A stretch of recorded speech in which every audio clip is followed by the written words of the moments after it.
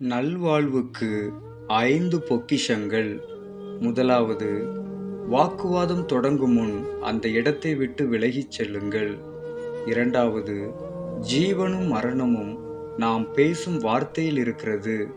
எனவே அனைவரிடமும் அன்பு வார்த்தைகளையே பேசுங்கள். மூன்றாவது, எதிலும் நியாயத்தை பேசுவதற்கு முக்கியத்துவம் தராதீர்கள். அதனால் உங்களுக்கு பகைவர்கள் தோன்றலாம். எனவே நன்மையோ தீமையோ அமைதி நிறைந்த மனதோடு அவற்றை ஏற்றுக்கொள்ளுங்கள். எல்லாம் நலமாக முடியும். நான்காவது, துரோகம் செய்த மனிதர்கள் அழிந்து போவார்கள் என்ற எண்ணம் வராமல் பார்த்து கொள்ளுங்கள். இறைவனின் விருப்பம் அது அல்ல. ஐந்தாவது, இப்பொழுது நடந்து கொண்டிருக்கும் சூழ்நிலையை பார்த்து பயப்படாதீர்கள். செம்மையானவர்களுக்கு இருளிலே வெளிச்சம் உதிக்கும்.